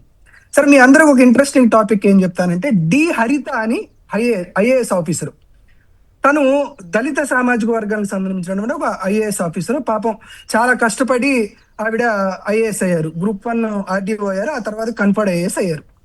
ఈవిడికి ఈ రాష్ట్ర ప్రభుత్వం గతంలో 2009, 14, 19 మధ్య కాలంలో నెల్లూరు మున్సిపల్ కమిషనర్ గా చేశారు. వైఎస్ఆర్ కాంగ్రెస్ పార్టీ అధికారంలోకి వచ్చిన తర్వాత తిరుపతి మున్సిపల్ కమిషనర్ గా చేశారు. ఈవిడికి అనంతపురం జేసీగా ఈ ప్రభుత్వంలో వచ్చాక పోస్టింగ్ ఇచ్చారు. అయితే తెలుగుదేశం పార్టీ నాయకుడు ట్విట్టర్ లో ఒక ట్వీట్ వేశాడు, ఆనం వెంకటరమణారెడ్డి అని. ఏం చెప్పాడంటే, ఈ ఐఏఎస్ హరిత గారు చాలా చాలా అవినీతి చేసే ఆవిడ, నేను ఎప్పుడు చూడలేదు, సో ఈవిడికి పోస్టింగ్ ఏంది ఇవ్వడం ఏంది అని. ఈయన ట్వీట్ వేసినటువంటి 24 గంటల్లో అనంతపురం జేసీగా ఉన్నటువంటి దళిత ఐఏఎస్ అధికారి అయినటువంటి హరిత గారిని అక్కడి నుంచి ట్రాన్స్ఫర్ చేసి, అంటే ఆవిడ వెళ్ళే రిపోర్ట్ కూడా చేయాల, ఆ 24 గంటల్లోనే ఆవిడ్ని అక్కడి నుంచి జిఐడికి రిపోర్ట్ చేయమని రిటర్న్ పంపించినటువంటి దాఖలు చూస్తున్నాం. అంటే అసలు ఒక డిఓపిటి లేదు, ఒక జిఐడి లేదు, ఒక ఐఏఎస్ అధికారుల్ని గౌరవించుకునేటువంటి పద్ధతి లేదు. నిజంగా ఆవిడ ఏదైనా అవినీతి ఆరోపణలో ఏదైనా చేసి కానీ ఉంటే ఆవిడ మీద ఒక ఎంక్వైరీ కమిషన్ వేయాలి, ఎంక్వైరీ కమిషన్ రిపోర్ట్ ఇస్తే ఆవిడ మీద చర్యలు తీసుకోవాలి, ఎవరు కాదనట్లా. అలా కాకుండా కష్టపడి చదువుకొని ఈ రోజు ఆర్డీఓ అయ్యి ఐఏఎస్ అయినటువంటి ఒక దళిత సామాజిక వర్గానికి చెందినటువంటి ఒక ఐఏఎస్ అధికారిని అర్ధాంతరంగా ఆవిడ ఫోటో పెట్టి ట్విట్టర్ లో ట్వీట్ చేస్తే 24 గంటల్లో ఆవిడ్ని రిటర్న్ జిఐడికి ఆదేశించమని పంపించారంటే, ఆంధ్రప్రదేశ్ రాష్ట్రంలో ఐఏఎస్ అధికారుల్ని, దళిత ఐఏఎస్ అధికారులను, ముఖ్యంగా ట్విట్టర్ లో పనిచేసేటువంటి వ్యక్తులు కూడా, సోషల్ మీడియా పనిచేసే వాళ్ళు కూడా పోస్టింగ్లు నిర్దేశించేటువంటి స్థాయికి పోతుందంటే, రాష్ట్రంలో ఉన్నటువంటి ఐఏఎస్ ఐపీఎస్ దళిత అధికారుల పైన వచ్చినటువంటి విలువ ఏంటో ఒకసారి ఆంధ్రప్రదేశ్ రాష్ట్ర అధికారులకు మరొకసారి గుర్తు చేయాలనేటువంటి విషయం నేను చూస్తాను. ఈ రోజు ఐఏఎస్ అధికారుల సంఘం కానీ ఐపీఎస్ అధికారుల సంఘాలను కానీ నేను ప్రశ్నిస్తున్నాను. ఆ రోజు జగన్మోహన్ రెడ్డి గారి పట్ల లేనిపోని ఆరోపణలు చేసినప్పుడు స్పందించినటువంటి మీరు, ఈ రోజు మీకు నేరుగా జరుగుతున్నటువంటి వాటి పట్ల మీరు స్పందించాలనే విషయాన్ని మాత్రం మీకు గుర్తు చేస్తున్నాం. రైట్. ఇక విఎస్ఆర్ వెనుక ఈ హెరిటేజ్ ఫైనలీ టీడీపీ మౌనంతో అందరిలోనూ మరింత అనుమానం. అజిత్ పవార్ విమాన ప్రమాదంలో మృతి వెనుక శక్తులపై రోహిత్ పవార్ ఆరోపణలు. 35 కోట్ల విలువయ్యే విమానానికి 265 కోట్ల బీమా ఇన్సూరెన్స్ ఎందుకు చేశారు? విమానం టాయిలెట్ వెనుక పెట్రో క్యాన్లు ఎందుకు పెట్టారు? ఇలాంటివి ఎన్నో ప్రశ్నలు వేస్తూ రోహిత్ పవార్ సంచలనమైన ఆరోపణలు చేసి ఏకంగా ప్రధానమంత్రి గారికి లెటర్ రాసి కేంద్ర మంత్రి రామ్మోహన్ నాయుడిని తప్పించాలని అన్నప్పటికి కూడా మరి మంత్రి గారు కూడా స్పందించినట్లేరు, అట్లాగే టీడీపీ వారు కూడా స్పందించినట్లేరు. మరి బోల్డ్ ప్రసంగాలు చేస్తున్నారు చంద్రబాబు గారు ప్రతిరోజు. మరి ఆయన దీని మీద రియాక్ట్ అవ్వాలి కదా. వైసీపీని అనేక సందర్భాల్లో తిట్టండి, అది వేరే విషయం. కానీ ఇటువంటి కీలకమైన అంశాల్లో ఎందుకు స్పందించలేదు? అలాగే చంద్రబాబు గారు చేస్తున్న ప్రసంగాలు, శివుడు, పాము ఇట్లాంటి వాటి మీద కూడా చర్చలోకి వెళదాం. నాగార్జున గారు చెప్పండి, ఎందుకు తెలుగుదేశం మీడియా సరే రాయలేదు, అది వేరే విషయం. కానీ తెలుగుదేశం పార్టీ స్పందించాలి కదా. ఎస్ అని తీవ్రంగా ఖండిస్తున్నామన్నారు కదా. మరి అయినప్పుడు కూడా ఎందుకు మౌనం దాల్చినట్టుగా కనపడతా ఉంది? అసలు ఏమిటి దీనికి సంబంధించిన విశ్లేషణ, మీ దగ్గర ఉన్న సమాచారం, మీ వాదన ఏమిటి? కాదు కొమ్మినేని గారు, మిమ్మల్ని లేకపోతే తెలుగుదేశం పార్టీ యొక్క వ్యవహారాలు చూస్తున్నటువంటి ఇరు రాష్ట్ర ప్రజలకు కూడా నేను ఒకటి అడుగుతున్నా. ఈరోజు జగన్మోహన్ రెడ్డి గారి పైన చిలువలు పలువలు చేసి నిరంతరం ప్రెస్ మీట్ పెట్టి హెరిటేజ్ అధికార ప్రతినిధిగా మారినటువంటి హోంమంత్రి అనిత గారు ఈరోజు ప్రెస్ మీట్ పెట్టి ఎందుకు రోహిత్ పవార్ గారి విమర్శలను ఎందుకు ఖండించలేదు? First point. రెండో పాయింట్, నిరంతరం జగన్మోహన్ రెడ్డి గారిని తిట్టి హెరిటేజ్ చాలా గొప్పది అని చెప్పినవి వచ్చి చెప్పినటువంటి కుటుంబరావు గారు ఈ రోజుకి ఎందుకు మాట్లాడట్లా? దాంతో అంటే పాటు మీరు ఇక్కడ రామ్మోహన్ క్లారిటీగా మాట్లాడండి దయచేసి. ఏ కంపెనీ, ఒక కంపెనీకి ఒక కంపెనీకి పేర్లు మార్చేటప్పుడు ఇది హెరిటేజ్ లీజ్ కంపెనీ అంట ఇది. అది అదే సార్, అదే సార్, అదే సార్ బోలే చెప్తాను. బాబా సంబంధించి 2 కంపెనీలు ఉన్నాయని వాళ్ళు చెప్తున్నారు కదా, దాన్ని మనం కరెక్ట్ గా చెప్పాలి. సార్ నేను ఒక విషయం చెప్తా వినండి సార్. ఆంధ్రప్రదేశ్ రాష్ట్రంలో వారు నేరుగా మీకు ఒకటి చూపిస్తా తీసుకొచ్చాను. అందుకే పాపం మనం కరెక్ట్ మాట్లాడితే ఏమన్నారు కానీ పాపం తప్పు మాట్లాడుతుంటే ఏమంటుంది. ఇది రోహిత్ పవర్ గారు ఢిల్లీలో కూర్చొని పెద్ద ప్రజెంటేషన్ వేసి కనపడుతుందా సార్? అవును. ఆంధ్రప్రదేశ్ రాష్ట్ర ముఖ్యమంత్రి గారి చంద్రబాబు నాయుడు గారి సతీమణి భువనేశ్వర్ గారిని, లోకేష్ గారి శ్రీమతి నారా భువనేశ్వర్ గారి ఫోటోలు పవర్ పాయింట్ ప్రజెంటేషన్ లో బిగ్ స్క్రీన్ మీద కూడా వేసి చూపించినటువంటి వైఖరి. వీటి మీద పాపం ఈ రోజు కూడా నారా లోకేష్ గాని, నారా చంద్రబాబు నాయుడు గారు కానీ, తెలుగుదేశం పార్టీ కానీ, హెరిటేజ్ సంస్థ కానీ ఎక్కడ మాట్లాడట్లా. ఎందుకని అడుగుతున్నాం? జగన్మోహన్ రెడ్డి గారి పట్ల ఒంటికాల మీద లెగిసేటువంటి అనిత గారు ఈ రోజు ఎందుకు మాట్లాడలేదు? హోంమంత్రిగా ఉండి వారు చేసేటువంటి ఆరోపణలు ఏంటి? విఎస్ఆర్ వెంచర్స్ అనేటువంటి సంస్థ అజిత్ పవార్ గారు 28 జనవరి 2026 మహారాష్ట్ర బారామతిలో ఆయన యాక్సిడెంట్ ప్రమాదంలో చనిపోయారనేటు వార్త. ఈయన చనిపోయిన తర్వాత సార్ చంద్రబాబు నాయుడు గారు, మీరు ఒకసారి ఆలోచించారు కొమ్మినేని గారు, నారా లోకేష్ గారు అసలు ఎవరి పట్ల, నాకు తెలిసినంత వరకు నారా లోకేష్ గారికి అజిత్ పవార్ గారికి పెద్దగా పరిచయాలు లేవు. వాళ్ళందరూ చాలా డిఫరెంట్ వయసు, ఒకే వయసు కూడా కాదు. అజిత్ పవార్ గారు చనిపోయిన తర్వాత వరుసగా 4 సార్లు ట్వీట్ వేశారు సార్. 4 రోజులు సందర్భం లేదు, సముచితం లేకుండా పాపం అక్కడికి కూడా వెళ్ళి అజిత్ పవార్ గారు చనిపోయిన తర్వాత అక్కడికి కూడా వెళ్ళి పరామర్శించారు. నేను కాదనట్లా, కానీ అసలు ఏమాత్రం సంబంధం లేకుండా నారా లోకేష్ గారు అజిత్ పవార్ కి తనకి చాలా సన్నిహిత సంబంధాలు ఉన్నాయి, మా ఇద్దరి మధ్య చాలా గాఢ అనుభూతి ఉంది అని చెప్పడానికి, ఏదో క్రియేట్ చేయడానికి 4-5 సార్లు ట్వీట్ వెళ్ళారు. అక్కడికే అదే ప్రాంతానికి పోయి ఆయనకి చెప్పారు. దాన్ని మేము కాదనట్లా, కానీ మేము అడుగుతుంది ఏంటంటే ఈ విఎస్ఆర్ వెంచర్ కి సంబంధించి వారు 2016లో పెట్టినట్లు కేవలం 10 కోట్ల మాత్రమే వారి టర్న్ ఓవరు.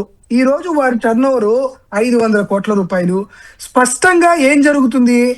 2023కు సంబంధించి 2023లో ఇదే విఎస్ఆర్ వెంచర్స్ కి హెరిటేజ్ ఫిన్ లీజ్ అంటే 1996లో చంద్రబాబు నాయుడు గారు డిసెంబర్ 23, 1996లో పాలు వారి హెరిటేజ్ ద్వారా ఏ రైతుల దగ్గర అయితే పాలు సేకరిస్తున్నారో ఆ పాలు సేకరించేటువంటి రైతులకి ఎప్పుడైనా సరే వారికి ఏదైనా ఆర్థికంగా అవసరమైతే వారికి రుణాలు ఇవ్వాలనేటువంటి అనేటువంటి ఆలోచనతో ఈ హెరిటేజ్ ఫిన్ లీజ్ లిమిటెడ్ అనేటువంటి ఒక సంస్థను పెట్టారు. ఈ సంస్థకి ఎవరెవరు డైరెక్టర్లుగా ఉన్నారు? నారా భువనేశ్వర్ గారు, నారా బ్రాహ్మణి గారు, అక్కిరేజు చంద్రమౌళి, ఏ సాంబశివరావు, కొల్లి దుర్గా ప్రసాదరావు, బోదర్ కుమార్ కరుటూరి, కొంపల్ల వెంకటేశ్వరరావు, నర్రావుల నాగేశ్వరరావు గారు డైరెక్టర్లుగా ఉన్నారు. ఈ సంస్థ ఎప్పుడైనా అజిత్ పవార్ గారి యాక్సిడెంట్ లో ఉపయోగించినటువంటి ఏదైతే హెలికాప్టర్ ని ప్రమోట్ చేశారో, హెలికాప్టర్ కి యొక్క ఓనర్ అయినటువంటి విఎస్ఆర్ వెంచర్స్ కి చిన్న ఫ్లైట్ కి 2023 ఏప్రిల్ 26వ తేదీన 15 కోట్ల రూపాయలు డబ్బులు పంపించిందని రోహిత్ పవార్ గారు ఇచ్చినటువంటి డాక్యుమెంట్ ఇది. హెరిటేజ్ కి సంబంధించి హెరిటేజ్ ఫిన్ లీజ్ లిమిటెడ్ కి సంబంధించినటువంటి డాక్యుమెంట్ క్లియర్ గా కనపడుతుంది. 15 కోట్ల రూపాయలు వీళ్ళు రుణం ఇచ్చినట్లు. నేను ఈ రోజు అడుగుతున్నాను సార్, ఈ విఎస్ఆర్ వెంచర్స్ వాళ్ళు హెలికాప్టర్లు, విమానాలు మాత్రమే తయారు చేసి తిప్పేటువంటి సంస్థే కానీ వీరెక్కడ పాలు సేకరించట్లేదే, పాలు పితకట్లేదే, వీరి దగ్గర ఎటువంటి ఆవులు కానీ గేదెలు కానీ లేవే, ఎందుకు మీరు 13 కోట్ల రూపాయలు ఇచ్చారు అనేది మా మొట్టమొదటి ప్రశ్న. దాంతో పాటు వారికి ఈ 500 కోట్ల రూపాయలు వీళ్ళ టర్న్ ఓవర్ పెరిగింది. వీరితో హైపోథెటిక్ అగ్రిమెంట్ అనేది మీరు చేసుకున్నట్లు రోహిత్ పవార్ గారు చూపించినటువంటి మరొక డాక్యుమెంట్, అగ్రిమెంట్ కాపీ కూడా ఆయన బయట పెట్టాడు. ఈ అగ్రిమెంట్ కాపీ బయట పెట్టారు కదా, దీని మీద హెరిటేజ్ సంస్థ ఈ మధ్య కాలంలో వైఎస్ఆర్ కాంగ్రెస్ పార్టీ వాళ్ళు సాక్షి మీడియాలో మాట్లాడినా లేకపోతే సోషల్ మీడియాలో పెట్టినా దీనిపైన సుమారుగా 7 సార్లు 8 సార్లు ప్రెస్ నోట్ రిలీజ్ చేశారు కదా. ఈ రోజు రోహిత్ పవర్ గారు ఈ ఆరోపణ చేసిన తర్వాత సుమారుగా 36 గంటలు అయింది. ఈ 36 గంటలో ఎందుకు హెరిటేజ్ కి సంబంధించినటువంటి ఈ ఫిన్ లీజ్ లిమిటెడ్ సంస్థ కానీ లేకపోతే హెరిటేజ్ మాతృ సంస్థ కానీ మాకు ఫిన్ లీజ్ కి సంబంధం లేదని కానీ మాకు విఎస్ఆర్ వెంచర్స్ కి సంబంధం లేదు కానీ ఎందుకు చెప్పట్లేదు అనేటువంటి మాది మరొక సమస్య. దాంతో పాటు ఏదైతే ఈ ఈ సంస్థ ఏదైతే ఇప్పుడు ఈ ఓల్డ్ ఎయిర్ క్రాఫ్ట్ ప్రమాదానికి గురైనటువంటి ఎయిర్ క్రాఫ్ట్ అనేది 12 డిసెంబర్ 2025 సింగపూర్ నుంచి ఢిల్లీ వచ్చింది. 25 డిసెంబర్ 2025 ముంబైలో ల్యాండ్ అయింది. అక్కడ పూజ చేశారు. దీన్ని అంటే దాదాపుగా 15 సంవత్సరాల ఓల్డ్ ఎయిర్ క్రాఫ్ట్ ని భారతదేశంలో దిగుమతి చేసుకోవడానికి పర్మిషను కేంద్ర విమానయాన శాఖ మంత్రి ఎలా ఇచ్చాడు అనేది వారు అడుగుతున్నటువంటి తర్వాత ప్రశ్న. వాడు అడిగినటువంటి డాక్యుమెంట్స్ నేను రోహిత్ పవర్ గారు చూపించినటువంటి డాక్యుమెంట్ చూస్తున్నా, మరొక డాక్యుమెంట్ చూపించట్ల. దీంతో పాటు మరొకటి, ఏదైతే ప్రమాదం జరిగినటువంటి హెరిటేజ్ ఫిన్లీజ్ కంపెనీ డబ్బులు ఇచ్చినటువంటి విఎస్ఆర్ వెంచర్స్ కి సంబంధించినటువంటి ఈ కంపెనీ ఈ ఎయిర్పోర్ట్ కి దీనికి సంబంధించి దాదాపుగా ఆ ఎయిర్ క్రాఫ్ట్ 4915 అవర్లు మాత్రమే దాని లైఫ్ టైం ఎగరడానికి. కానీ ప్రమాదం జరిగినప్పుడు అంటే 500 గంటలు బ్యాలెన్స్ ఉన్నప్పుడే ఆ ఎయిర్ క్రాఫ్ట్ ను వాడరు. కానీ ప్రమాదం జరిగినప్పుడు ఆ ఎయిర్ క్రాఫ్ట్ కి కేవలం 85 గంటలు మాత్రమే లైఫ్ టైం ఉంది అని చెప్పి రోహిత్ పవర్ గారు చూపించినటువంటి డాక్యుమెంట్, దానికి సంబంధించిన డాక్యుమెంట్ ఇది. దీంతో పాటు విఎస్ఆర్ వెంచర్స్ కి సంబంధించినటువంటి ఈ ఎయిర్ క్రాఫ్ట్ అనేది ఇబ్బందులకు గురైన తర్వాత ప్రమాదం జరిగిన తర్వాత దాని మీద ఒక ఎంక్వైరీ కమిషన్ వేశారు.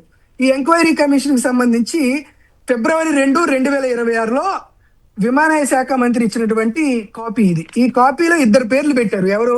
Captain Apurva Agarwal and captain Lokesh Rampal అని. పాప అక్కడ కూడా లోకేష్ అనేటువంటి పేరు ఉంది. ఈ లోకేష్ ఆ లోకేష్ ఒకటి కాదు, ప్రజలకు తెలుసుకోవాలని చెప్తున్నా.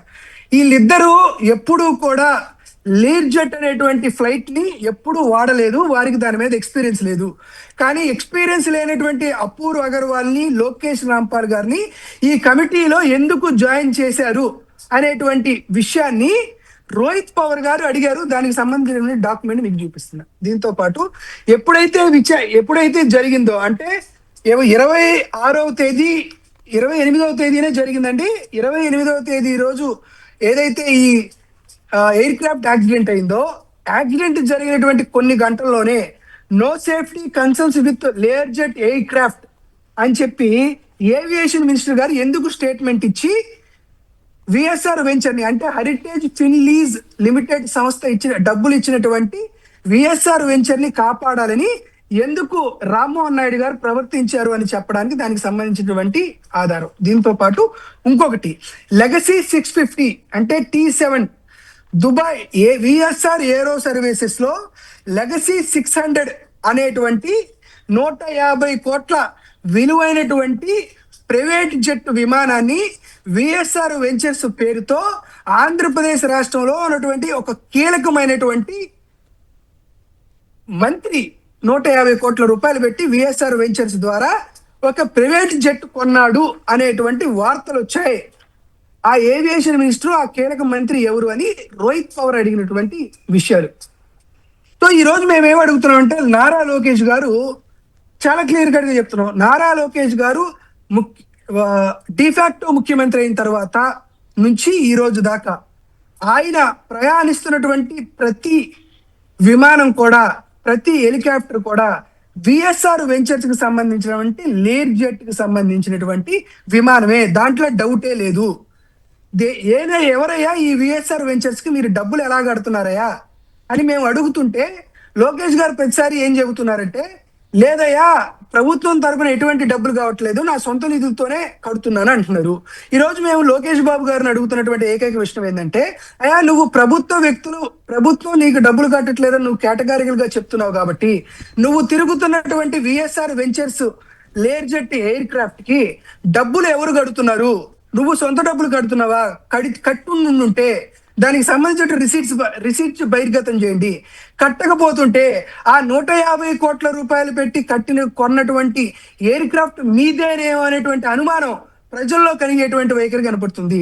లేదా విఎస్ఆర్ వెంచర్స్ వాళ్ళు ఉత్తి పుణ్యానికి నీకు సర్వీసెస్ ఇస్తున్నారంటే, నీకు విమానాన్ని మీరు చేస్తున్నారంటే, నీ స్నేహితుడు, నీ సోదరుడు, నీ పార్టీకి చెందినటువంటి రామ్మోహన్ నాయుడు గారి చేత మీరు అనుచితంగా ఆ కంపెనీకి లబ్ధి చేస్తున్నారు కాబట్టి క్విడ్ ప్రోకో పద్ధతిలో మీరు వాళ్ళకి ఇటువంటి కార్యక్రమాలు చేస్తున్నారనేటువంటి అనుమానం కూడా కలుగుతుంది. ఎందుకంటే చంద్రబాబు నాయుడు గారు ఇదే విఎస్ఆర్ సంబంధించినటువంటి ఎయిర్ క్రాఫ్ట్ లో తిరుగుతున్నారు, మీరు అదే ఎయిర్ క్రాఫ్ట్ లో తిరుగుతున్నారు. సరే, పవన్ కళ్యాణ్ గారు అయితే పాపం ఆయనకి లేటెస్ట్ టెక్నాలజీ కాకుండా ఏదో డబ్బా కంపెనీ లింగమనేని గారికి సంబంధించినటువంటి ఇది కనుపుతున్నారు. దానికి కాంపన్సేషన్ కింద ఆయనకి రాజ్యసభ ఇస్తున్నారు, అది వేరే విషయం. నేను ఈ రోజు మీకు స్పష్టంగా అడుగుతున్నాం, చంద్రబాబు నాయుడు గారు, నారా లోకేష్ గారు 20 నెలల ఎయిర్ క్రాఫ్ట్ జర్నీ డీటెయిల్స్ ని బహిర్గతం చేయాల్సిందే. విఎస్ఆర్ వెంచర్స్ కి, హెరిటేజ్ ఫిన్లీజ్ లిమిటెడ్ కి సంబంధించినటువంటి అనార్థిక సంబంధాల విషయాల్లో ఎంక్వైరీ జరగాల్సిందే. ఆంధ్రప్రదేశ్ కాచార్ మహారాష్ట్ర ఉప ముఖ్యమంత్రి అజిత్ పవార్ గారి మరణం పైన జరుగుతున్నటువంటి ఎంక్వైరీలో ఇటువంటి ఆరోపణలు వారి కుటుంబ సభ్యులే చేసినప్పుడు కనీసం వారిని గౌరవించైనా గానీ కేంద్ర ప్రభుత్వం నుండి తెలుగుదేశం పార్టీ వైదొలిగి, సీరియస్ గా చెప్తున్నాను సార్, వైదొలిగి ఈ ఎంక్వైరీ అయిపోయిన తర్వాత ఒకవేళ వారి పైన ఆరోపణలు అనేవి కేవలం ఆరోపణలే, కేవలం విమర్శలే కాదు అని తేలిన తర్వాత మళ్ళీ కలిస్తే కలవండి. కానీ తక్షణమే కేంద్ర ప్రభుత్వం నుండి వాలంటీర్ గా తెలుగుదేశం పార్టీ విత్డ్రాన్ అవ్వాలి. లేకపోతే అజిత్ పవార్ గారి, మహారాష్ట్ర ఉప ముఖ్యమంత్రి అజిత్ పవార్ గారి ప్రమాదంలో ఆంధ్రప్రదేశ్ రాష్ట్ర ముఖ్యమంత్రి గారి కుటుంబ సభ్యుల యొక్క ఆర్థిక లావాదేవీలు ఆ సంస్థలో ఉన్నటువంటి అనే మాటలకు అనుమానాలు ప్రజల్లోకి రావడం అనేది మంచి పద్ధతి కాదు. కాబట్టి తమ మీద వారి కుటుంబ సభ్యులు, అజిత్ పవార్ గారి కుటుంబ సభ్యులే నేరుగా ప్రజెంటేషన్ ఇచ్చి వారి ఆంధ్రప్రదేశ్ రాష్ట్ర ముఖ్యమంత్రి కుటుంబ సభ్యుల ఫోటోలు కూడా డిస్ప్లే ప్రింట్ చేసినప్పుడు చంద్రబాబు నాయుడు గారు ఖచ్చితంగా నిజంగా తన పైన ఎటువంటి ఇబ్బందులు లేవు, తను ఎటువంటి తప్పు చేయలేదని నిరూపించుకోవాల్సిన బాధ్యత వారి మీద ఉన్నారు. కాబట్టి కేంద్ర ప్రభుత్వం నుండి వారు విత్డ్రా అవ్వాల్సిందే. ఎంక్వైరీ జరిగేదాకా వారు కేంద్ర ప్రభుత్వంలో భాగస్వామ్యం అవ్వకూడదు.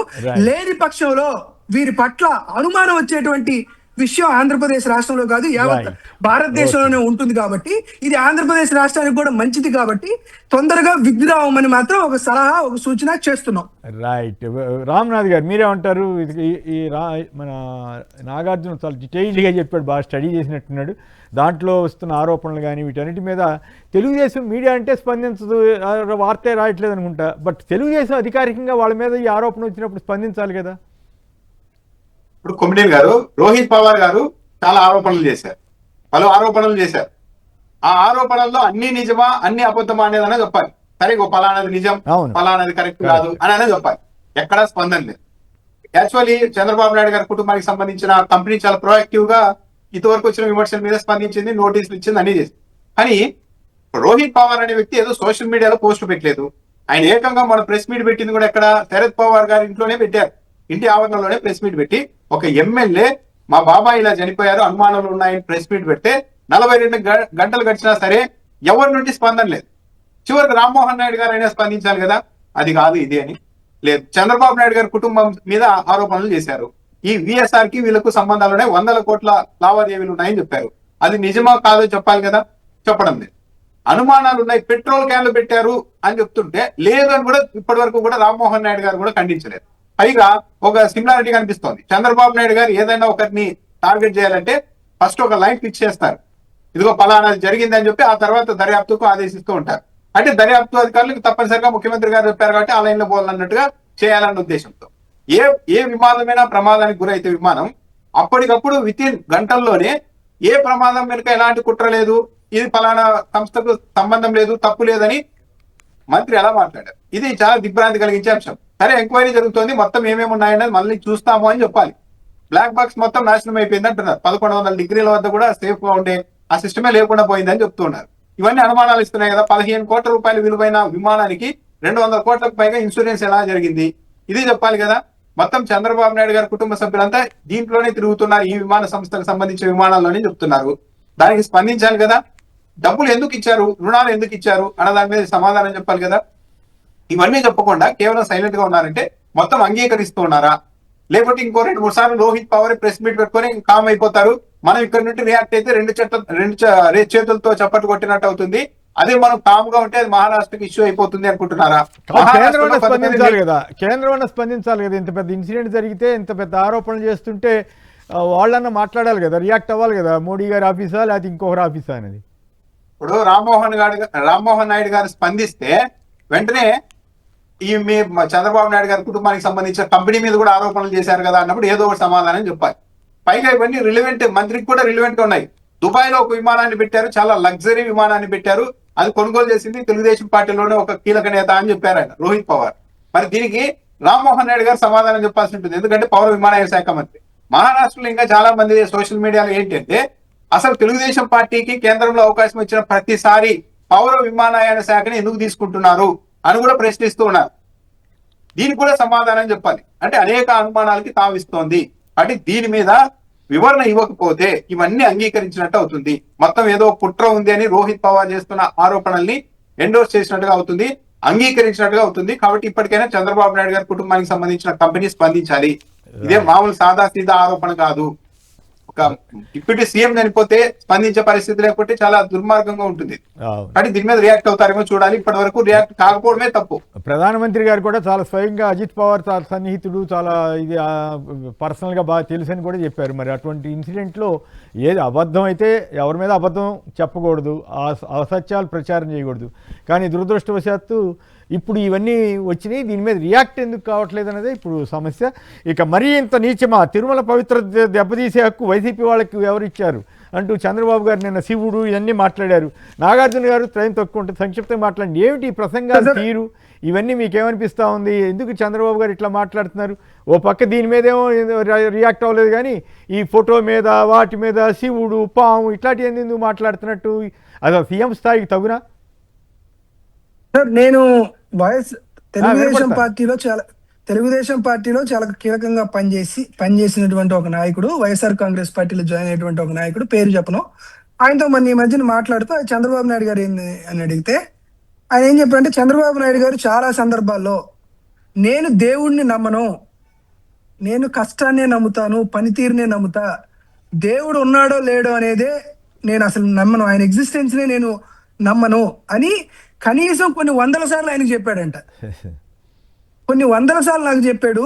నిజంగా దేవుడి మీద ఆయనకు నమ్మకం లేదు కాబట్టే ఆయన తిరుపతి లడ్డు విషయంలో మనం నోటితో చెప్పలేనటువంటి పదాలు అవన్నీ కలిసినాయి అని చెప్పాడు అని చెప్తున్నారు. నిజంగా దేవుడి మీద నమ్మకం ఉన్నటువంటి వ్యక్తులు మాట్లాడతారండి? మనం నాగులు చవితి చేసుకొని పుట్టలో పాలు పోసి పావును కూడా ఒక దేవతగానే మనం ఆరాధిస్తాం. అటువంటి వ్యవహారాలు, అటువంటి సంప్రదాయాలు మనకుంటే మేము శివుడి మెడలో ఉన్నటువంటి పావును తీసి దండం పెట్టి పావును తీసి నేను ఆ పావును ఏం చేయాలో అది చేస్తాను అని అంటే ఆయన ఉద్దేశం ఏంటనేది మేము అడుగుతున్నాం. ఇప్పుడే కాదు, గతంలో మీకు గుర్తుందో లేదో, ఎక్కడైతే ఆయనకి నేను ప్రభుత్వాన్ని అడుగుతున్నా, ప్రభుత్వానికి మద్యం ద్వారా ఆదాయం రావట్లేదు, ఎందుకు రావట్లేదు అంటే అయ్యప్ప స్వాములు మాలేసుకుంటున్నారు కాబట్టి రావట్లేదని అయ్యప్ప స్వాములు కూడా చేసేటువంటి కార్యక్రమం చూస్తున్నాం. ఈ రోజు కూడా ఏం జరుగుతుందంటే చంద్రబాబు నాయుడు గారు పూర్తిగా అక్కడ డమ్మీ ముఖ్యమంత్రి అయిపోయాడు. అధికారులందరూ కూడా చాలా స్పష్టంగా ఈయన ఏదో వస్తున్నాడు, ప్రెస్ మీట్ పెడుతున్నారు, ప్రజెంటేషన్ ఇస్తున్నాడు, కూర్చొని పోతున్నాడు అనేది ఉంది. కానీ చంద్రబాబు నాయుడు గారి మాటల్ని అక్కడ ఆర్టీజీఎస్ వాళ్ళు కాదు కదా, సీఎంఓ అధికారులు కూడా ఎవరు పాటిస్తున్నటువంటి వైనం కనిపించట్లేదు. పూర్తిగా డిఫాక్టో ముఖ్యమంత్రిగా ఉన్నటువంటి నారా లోకేష్ గారే తీసుకోవడం వైఖరి ఉంది. నేను ఈ రోజు ఆయన చాలా స్పష్టంగా అడుగుతున్నాను చంద్రబాబు నాయుడు గారిని, అయ్యా మీకు నిజంగా ఆంధ్రప్రదేశ్ రాష్ట్రం పట్ల కానీ లేకపోతే తిరుమల తిరుపతి దేవస్థానానికి సంబంధించినటువంటి వ్యవహారాల్లో కానీ ఈ రోజు మీ పైన ఆరోపణ ఏంటి? వైఎస్ రాజశేఖర రెడ్డి గారు ముఖ్యమంత్రిగా ఉండగా తిరుమలని 7 కొండల ప్రాశస్త్యం మొత్తం తిరుమలకే చెందాలని, తిరుమలతో పాటు మరొక 12 దేవాలయాల్లో అన్యమత ప్రచారం చేయకూడదని ఇచ్చినటువంటి జీవోలని 2009లో మీరు ఒక క్రిస్టియన్ మైనారిటీ సభకు వెళ్ళి ఆ 2 జీవోల్ని నేను అధికారంలోకి వచ్చాక రద్దు చేస్తానని మీరు హామీ ఇచ్చారు. దీని మీద సోషల్ మీడియాలో దాని మీద స్పందించాలి కదా అని అడుగుతున్నాను. రామ్నాథ్ గారు సంక్షిప్తంగా మీరు కూడా కామెంట్ చేయండి దయచేసి. కొమ్మినేని గారు, చంద్రబాబు నాయుడు గారు ముఖ్యమంత్రి హోదాలో చేస్తున్న ప్రకటనలు ఎప్పుడూ కూడా ఆ స్థాయి తగ్గట్టుగా లేవు. చంద్రబాబు నాయుడు గారు నిన్న ఏమంటున్నారు? సుప్రీంకోర్టుకు వెళ్ళి లేనిపోని వివాదాలు తెచ్చారంటున్నారు. అంటే సుప్రీంకోర్టుకు వెళ్ళడం కూడా తప్పు. నేను వేసిన కమిటీని ఏంటి ఇప్పటికి నాకు అనుకూలంగా నివేదిక వచ్చేది అంతా జరిగిపోయిందని బాధపడుతున్నట్టుగా ఉన్నారు. చంద్రబాబు నాయుడు గారు గతంలో మోడీ గారి గురించి అలాగే మాట్లాడారు. ఇంకొకటి, రాజకీయాల్లోకి దేవుణ్ణి తెస్తున్నారు వైసీపీ వాళ్ళు అన్నారు కదా, నిజంగా ఆ ఉద్దేశం వైసీపీ వాళ్ళు చేయగలిగేంత సామర్థ్యం ఉండి ఉంటే నిన్న చంద్రబాబు నాయుడు గారు ఇచ్చిన స్టేట్మెంట్ జగన్మోహన్ రెడ్డి పొరపాటున ఇచ్చి ఉండి శివుడి మెడలోని పాముని నేను లాగి పక్క కేసు ఏదో చేస్తానని ఉంటే ఇది ఇంకో 20 ఏళ్ళు ప్రచారం చేసి ఉండేవారు. ఈ పాటికి తిరుపతిలో భానుప్రకాష్ రెడ్డి గారు మీడియా సమావేశం పెట్టి వైసీపీ గుర్తింపు రద్దు చేయాలని ఉండేవారు. ఇంకో వారం రోజులు డిబేట్లు నడిచి ఉండేవి. తెలుగుదేశం పార్టీ అనుకూలమైన స్వామీజీలు మొత్తం రంగంలోనికి దిగి ఇంకా ఈ పార్టీని ఎలా కొనసాగిస్తున్నారు, హిందువులకంతా అది లేదా ఇది లేదా అని ఉండేవారు. కానీ వైసీపీ వాళ్ళు ఆ పని చేయలేకపోయారు. కానీ వైసీపీ వాళ్ళే దేవుడిని రాజకీయాల్లోకి తెస్తున్నారని చంద్రబాబు నాయుడు గారు మాట్లాడే పరిస్థితికి వచ్చేశారు. అంటే సో మొత్తం మీద ఏంటంటే చంద్రబాబు నాయుడు గారు చేస్తూ ఉన్నది ఇది ఒక కేస్ స్టడీ. అవసరం లేని పరిపాలన వదిలేసి అనవసరమైన అంశాల చుట్టూనే రాజకీయం తిప్పే ప్రయత్నాలు చంద్రబాబు నాయుడు గారు చేస్తూ ఉన్నారు.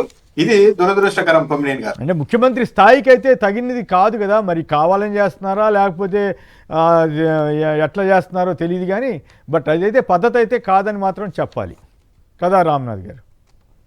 ఇప్పుడు ప్రధాని నరేంద్ర మోడీ గారిని ఉద్దేశించి అప్పట్లో మాట్లాడిన మాటలు, నాకు లోకేష్ ఉన్నాడు, నాకు దేవాంశ్ ఉన్నారు, నేను భువనేశ్వరికి భర్తగా ఉండడానికి గర్విస్తున్నాను, నువ్వు దేన్ని చూసి గర్విస్తున్నావు, నువ్వు భార్యను చూసుకోలేని వ్యక్తి దేశాన్ని ఏం చూసుకుంటావు అని మాట్లాడేది. అవన్నీ ముఖ్యమంత్రి హోదాలో పర్సనల్ అటాక్ చేసేది, ఇలాంటివన్నీ వివాదాస్పద వ్యాఖ్యలు చేసేది చంద్రబాబు నాయుడు గారు. నేనేమంటున్నారు, సెల్ ఫోన్లు సరిగా వాడండి తమ్ముడు, సెల్ ఫోన్ లో లేని ఫోన్ చూస్తూ ఉన్నారు, దానివల్ల వివాదాలు వస్తున్నాయి అంటున్నారు. వెంటనే నెటిజన్లు అంటే ఏంటి, అవును సార్ సెల్ ఫోన్ మీరు సరిగా వాడి ఉంటుంటే హైదరాబాద్ లో 10 ఏళ్ల పాటు మనం ఉమ్మడి రాజధానిలోనే ఉండేవాళ్ళం, మీరు సెల్ ఫోన్ సరిగా వాడలేసారని చెప్పి మళ్ళీ ఇలా కౌంటర్. మీ అరవ శ్రీధర్కి చెప్పండి సార్, అసెంబ్లీలో సెల్ ఫోన్ ఎలా వాడాలో కనీసం మీ అరవ శ్రీధర్కి చెప్పండి సార్ అని నెటిజన్లు. అంటే చంద్రబాబు నాయుడు గారు ఇస్తున్న స్టేట్మెంట్లు ఏ లెవెల్లో ఉంటున్నాయి అన్నది ఈ కౌంటర్లను బట్టి అర్థమవుతుంది. రైట్, ఫైనల్గా ఈ జోకులు బాగున్నాయి. రైట్, రామ్నాథ్ గారు, నాగార్జున యాదవ్ గారు ఇద్దరికి కూడా ధన్యవాదాలు. ఇది నేటి చర్చా కార్యక్రమం. నమస్కారం.